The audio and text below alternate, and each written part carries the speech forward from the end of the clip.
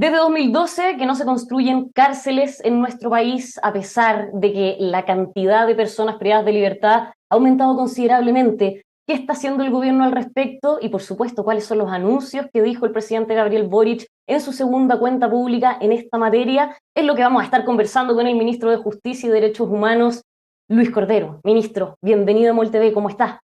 Bien, ¿y usted cómo está? Muy bien, gracias. Aquí todavía procesando las 3 horas y media del discurso. Sí, Oiga, ministro, abordemos de inmediato uno de los anuncios que hace el presidente. Él dice, durante nuestro gobierno aumentaremos en un 12% la capacidad actual del sistema penitenciario. Habla de cifras, habilitaremos 4.796 nuevas plazas al 2026, ya sea mediante nuevos recintos o ampliando capacidad de los existentes. Yo le pregunto, ¿cuántos nuevos recintos van a ser y cuántos van a ser los que se van a ampliar? Para que quede claro eso. sí, lo que pasa es lo siguiente, que para hacer un poco la precisión de varios temas, porque hay algunas cuestiones técnicas detrás de esto. Lo que, lo que sucede es que el país, desde el 2012, no ha aumentado el número de plazas. Eso es como la característica central que hemos tenido. Nosotros desde el 2012, más o menos nos hemos estado moviendo entre 41.700, 42.000 plazas. Eso es más o menos lo que ha tenido el sistema. Y el país no ha aumentado el número de plazas. Entonces, ¿qué es lo que sucedió entre el 2021 al 2022? Nosotros pasamos de 41.000 personas privadas de libertad a 46.000, inmediatamente. Y en estos pocos meses del año 2023 ya estamos llegando a cerca de 50.000. Es decir, en 14 meses se ha producido un aumento muy significativo de personas privadas de libertad. ¿Eso a qué se debe? Se debe esencialmente a dos cosas. La primera es que ha aumentado de un modo relevante la prisión preventiva. Y lo segundo es que el sistema, los jueces, están acogiendo esas prisiones preventivas con mayor habitualidad, entre otras cosas, por estándares más flexibles o bien porque los delitos son más violentos, aunque el número absoluto de delitos no ha aumentado, lo que ha aumentado su violencia. Entonces hay un aumento muy explosivo en muy poco tiempo. O sea, Lo alguien cual nos ha podría decir, llevado a una situación de prácticamente el colapso. entonces, alguien podría decir, bueno, pero entonces, ¿por qué? Lo que quiero decir es que cualquier gobierno con ese aumento en muy poco tiempo tiene un problema. Eh, ¿Por qué pasa esto? Bueno, cuando uno mira hacia atrás, lo que nosotros tenemos es que el país ha estado administrando en los últimos años el plan de infraestructura que se diseñó en la administración del presidente Lagos. Eso es esencialmente lo que sucedió. Entonces, tanto la administración de la primera administración de la presidenta Bachelet, de la primera administración, de las dos administraciones de la presidenta Bachelet y del presidente Piñera, lo que hicieron es que tuvieron altos y bajos por distintos tipos de razones que en realidad se atribuyen a contingencia, a formas en que se diseñaron en algún momento cárceles, oposiciones que existieron en algún lugar para que se pudieran desarrollar. Pero lo cierto es que el plan de infraestructura penitenciaria nuestro no se ha sostenido razonablemente en el tiempo. Eh, Además, el año 2010 es un año relevante porque es el año en que nosotros tuvimos la mayor cantidad de personas privadas de libertad. Llegamos a 54.000, pero además fue el año en que tuvimos la tragedia de San Miguel, en el fondo, ¿no? En diciembre de ese año. Entonces, Terrible. eso provocó que dictáramos leyes de indulto y flexibilizáramos los beneficios de la ley para el otorgamiento de beneficios penitenciarios, y eso empezó a bajar el número. Además, luego tuvimos el año 2020 la ley de indultos por COVID, eso bajó un poco más el número. Entonces, cuando comienza a normalizar esto post pandemia, ese número aumenta muy drásticamente. Entonces, efectivamente, los datos lo que muestran es que nosotros no hemos aumentado nuestra capacidad de plazas. Y aquí viene el otro. ¿Se han estado ejecutando proyectos en el tiempo? La respuesta es sí. Lo que pasa es que los proyectos se demoran mucho tiempo. Voy a ejemplificar con lo siguiente. Nosotros vamos a habilitar plazas de dos tipos. Uno, las mejoras en algunos establecimientos, ¿En cuántos? que son plazas que se vienen desarrollando desde el año pasado, ¿no? Porque en las cárceles que tiene, en algunos centros quedan inhabilitadas temporalmente porque hay sobreuso, etcétera, y hay mejoras de infraestructura. Nosotros, por ejemplo, Este día martes nosotros inauguramos un módulo, el 114, en Valparaíso. Ese módulo son 80 celdas para 3 personas, que son un total de 200 y tantas personas. ¿Ok? Ese sería un ejemplo de cómo se han estado acelerando mejoras dentro de establecimientos para aumentar capacidad. La segunda, y esto tiene que ver con las priorizaciones que pidió el presidente, es las ampliaciones en establecimientos donde esto es posible desarrollar. ¿Por qué pasa esto? Porque el país hoy día no hay disponibilidad de suelos como teníamos hace 20 años, entre otras cosas porque nadie quiere una cárcel cerca, todo el mundo quiere cárcel, pero nadie la quiere cerca suyo. Pero en segundo lugar, y es otro factor que es relevante, es que en aquellos lugares donde tenemos cárceles y están en centros urbanos, los planes reguladores impiden su ampliación. Entonces, los lugares donde podemos ampliar son relativamente acotados porque son lugares donde tenemos cárceles que se construyeron con espacios para crecer. Sería el caso de Alto Hospicio, Antofagasta, La Serena, ¿no? Rancagua y Puerto Montt, probablemente. Si uno empieza a mirar, serían los lugares. El presidente ha pedido que en esos recintos, los procesos de ampliación, en esos contratos que están vigentes, se puedan comenzar a ejecutar. Eso fue parte de la conversación que ya hemos tenido con la Dirección de Presupuesto y el Ministerio de Obras Públicas. Y esa es una primera fase de repriorización y de ampliación. Y en esas que mencionaba, ¿cuántas plazas van a ser las de estas casi 5.000? Y ahí es como empiezan a sumar como las 5.000. Luego viene la que están vinculadas a los planes futuros, que son de proyectos de infraestructura que se están diseñando a partir de ahora, algunos que ya se venían ejecutando pero que han demorado mucho tiempo. Copiapó sería el ejemplo, u otra, que es la cárcel de Calama, que está en la etapa de diseño, pero para que quienes nos ven logren comprender esto, es un diseño que se declaró desierto 2 veces, que se acaba de ver adjudicado recién. Ahora, ¿por qué digo todo esto? Porque ejemplifico con la cárcel de La Laguna en Talca, que se va a inaugurar a finales de o sea, que ya se entregó físicamente, pero que ahora estamos en la etapa de habilitación para que empiece a operar a fines del año, principio del próximo año. Son 2.300 plazas, una cárcel grande, bien grande. Claro, pero ¿de cuándo viene esa cárcel como plan de inversiones? Del 2009. ¿Ok?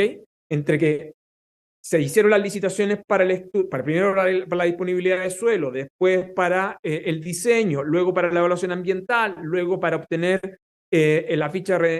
La ejecución de obras recién comenzó el 2017, cuando el presidente dice, mire, el presidente lo que está refiriendo es, mire, no hemos aumentado nuestras plazas del 2012. ¿Por qué? Porque además nos demoramos mucho en poder llevarlas a cabo. Vamos ahora a ejecutarla, pero lo que va a hacer en estos 2 años, entre este año y el próximo, el gobierno es habilitar plazas, algunas de mejora y otras que vienen de obras que vienen demorándose muchos años, 10 años, 8 años. Entonces, infiero entonces que no es que tengan pronosticado empezar a construir nuevas cárceles en este mandato. Hay que hacer nuevas cárceles. Lo que va a pasar es que es responsabilidad del gobierno habilitar plazas nuevas, pero dejar los proyectos andando para el desarrollo de los proyectos futuros, porque en infraestructura carcelaria, esto es una política pública permanente. En este caso, el Ministerio de Justicia da lo mismo quien sea ministro o ministra de Justicia y da lo mismo de qué gobierno, porque aquí van pasando los ministros, van pasando los gobiernos y los proyectos van en el tiempo. Entonces, la gran responsabilidad, esta es una de las cosas que nos pidió específicamente el presidente, volver a visibilizar los proyectos de infraestructura penitenciaria, porque como que desaparecen en un momento determinado. ¿Y por qué son tan relevantes? Son relevantes porque la infraestructura penitenciaria es importante además para reinserción. Para quienes nos escuchan, estar privado de libertad supone el cumplimiento de una pena porque se infringió la ley, pero también es el compromiso de la sociedad de permitirle que esa persona se pueda reinsertar. Porque de lo contrario, tener una persona en una cárcel es un acto de venganza, ¿no? Entonces, cuando nosotros tenemos una cárcel, lo que tenemos que buscar es no solo que la persona cumpla su pena, sino que cuando la cumpla tenga la posibilidad de reinsertarse. Cuando tenemos un sistema sobrepoblado, no solo afectamos la dignidad de las personas que están ahí y de los funcionarios que están ahí, que es otra cosa que es relevante. Además, la infraestructura se deteriora porque usted comprenderá que en una cárcel para 1.000 personas y tiene 2.000, tiene 3.000, los servicios básicos sencillamente están funcionan de un modo muy inadecuado, y además las posibilidades de reinserción, que es la razón fundamental por la cual usted tiene una persona ahí para permitirle reinserción futura, no funciona. Entonces, y eso tiene que ver con seguridad. O sea, preocuparse de cárcel no solo tiene que ver con dignidad, que es una cuestión elemental, aunque sea elemental, hay que decirla, pero en segundo lugar, es muy importante para los temas de seguridad en el largo plazo, porque lo contrario, una persona cumple su pena y luego, si no tuvo posibilidad efectiva de reinserción o programas de reinserción en la cárcel, lo que va a suceder es que tiene altas probabilidades de reincidencia futura. Y eso en el fondo es entrar en un loop en el cual la propia sociedad y su seguridad se ve comprometida. Vuelvo sobre un poco la pregunta inicial. ¿Cuántas cárceles entonces ustedes tienen estimado empezar a construir en este gobierno, ministro? Es que ahí viene lo relevante. Las ampliaciones son las relevantes. Nosotros vamos a tener, en este momento tenemos 5 ampliaciones que están en carpeta, ¿no? Esa es la que hemos, y 2 cárceles que están vinculadas a proyectos nuevos, que no son ampliaciones, ¿no? La nueva está vinculada a Copiapó y a Calama, y las 5 que están vinculadas a los proyectos de ampliación, tanto de Alto Hospicio, Antofagasta, La Serena, Rancagua y Puerto Montt. Ministro, usted hablaba de estas cifras impresionantes, de cómo ha crecido la cantidad de personas que están privadas de libertad. Y entonces uno se pregunta si esta ampliación y este programa que tienen para poder aumentar la cantidad de plazas va a alcanzar a absorber ese crecimiento o va a quedar por debajo. Sí, lo que pasa es que todavía las inversiones públicas suponen además compromiso presupuestario a largo plazo. Lo que es importante estar observando, y eso es lo que está trabajando el Ministerio de Justicia conjuntamente con Gendarmería, es si el aumento de estos últimos 14 meses es un aumento que se proyecta permanentemente en el tiempo o es un aumento que luego va a caer como sucedió el 2010. Eso es lo que en estos momentos los estadísticos de Gendarmería y del Ministerio de Justicia están analizando, porque el aumento es muy sostenido en muy poco tiempo.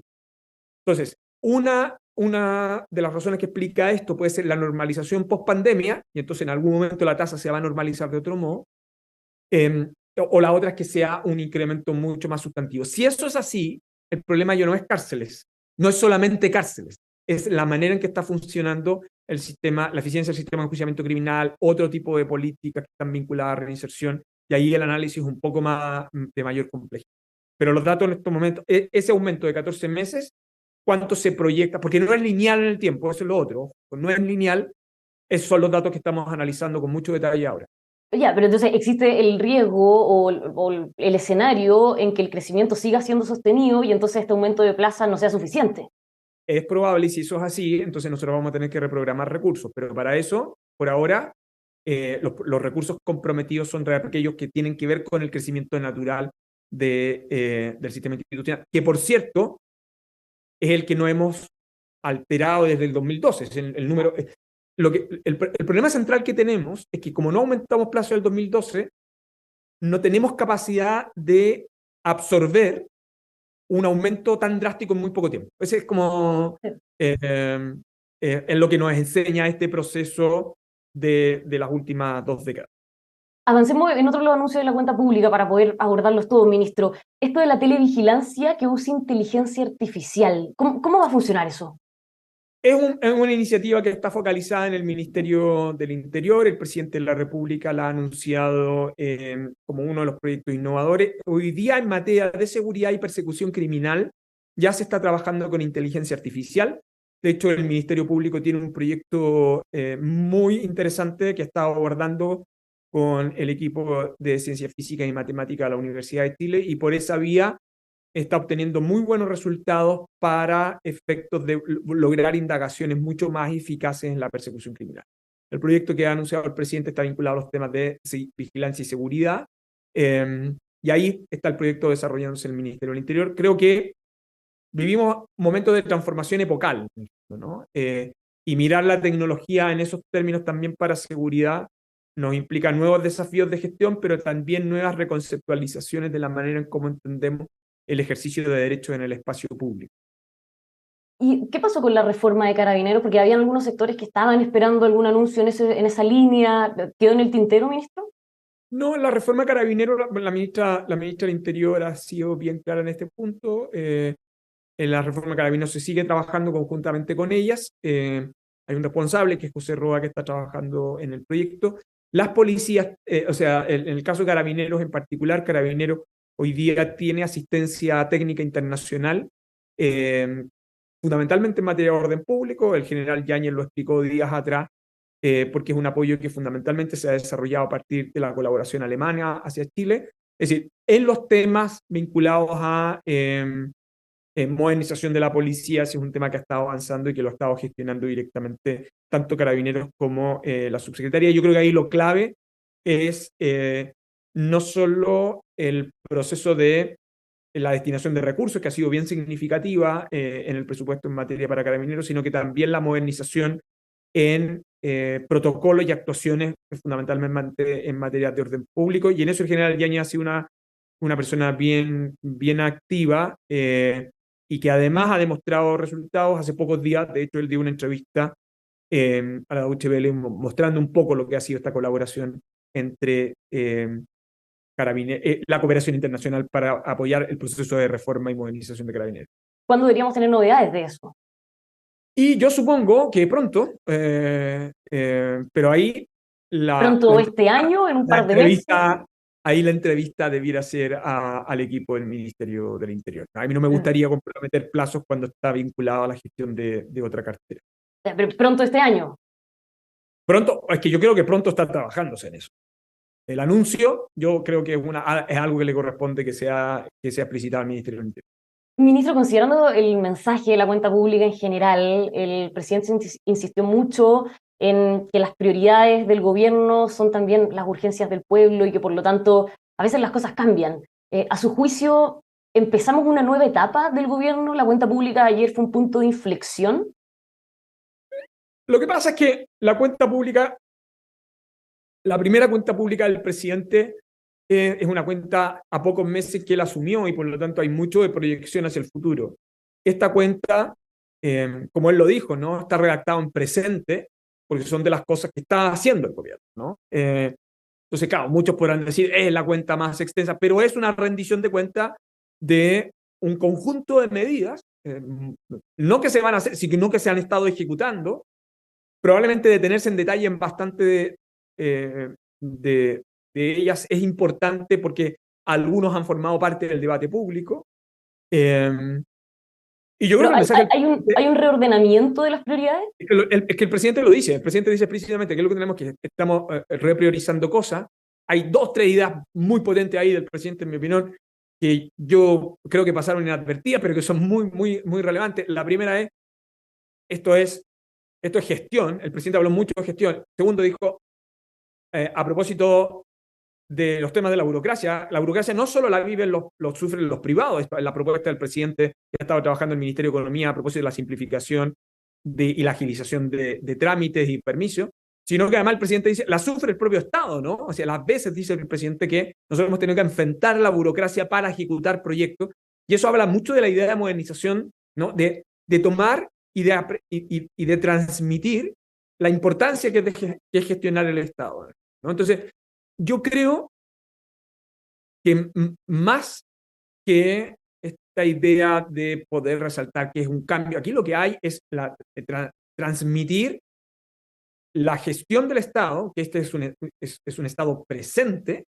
y que sobre todo se juega mucho en sus resultados en gestionar bien el Estado. Yo creo que ese es el mensaje que transmite el presidente y lo transmite a partir de la rendición de un conjunto de medidas que se han adoptado en el último tiempo. Muchas de ellas de orden administrativo y otras tantas de orden legislativo que permite la adopción de medidas. A mí me parece que desde ese punto de vista es un mensaje que muestra un Estado, no solo un Estado presente, sino que la necesidad de una gestión urgente. ¿Siente que hay un símil ahí con el realismo sin renuncia de la expresidenta Michelle Bachelet? No sé, no creo. A mí me parece que muestra bien. A veces yo me pregunto, mi gran pregunta es si esos comentarios son más bien de expectativa. No. Para gobernar se necesita relato, sí, pero sobre todo, y yo creo que esa es la importancia del discurso del presidente ayer, se necesita acción. Y lo que mostró el presidente ayer es que este ha sido un gobierno que en su último año ha ejecutado acción. Ministro, lo lleva un tema contingente del día de hoy. se conoció un ataque incendiario en la comuna de Victoria, quemaron una escuela en el lugar, se encontró un lienzo donde aparentemente el grupo que estaría detrás de esto es la resistencia mapuche mayeco, por lo que está ahí escrito en el lienzo, piden que el traslado inmediato de los 6 peñis al módulo Angol. No sé si tiene más antecedentes de este caso y cómo lo ve, un nuevo ataque a una escuela. Sí, nosotros tenemos un nuevo caso, el presidente ayer fue bien claro, acá hay reivindicaciones justas, pero se hacen en el marco del respeto de la ley. El presidente también se refirió que no son admisibles y que estos actos los calificó en muchas ocasiones como terroristas directamente. Y usted me comprenderá que atentar contra una escuela es atentar contra un bien básico y esencial que sencillamente nosotros no estamos en condiciones de admitir como legítima, y no solo legítima, sino que completamente repudiable. Entonces, atentar contra una escuela es atentar contra ideas básicas en una sociedad democrática que a mí me parece sencillamente inadmisible. Ministro, muchísimas gracias por habernos acompañado hoy día. Por favor, muchas gracias a ustedes. Chao, chao, que esté muy bien. A todos ustedes que nos están viendo, los dejamos como siempre invitados a que sigan con nosotros aquí en emol.com.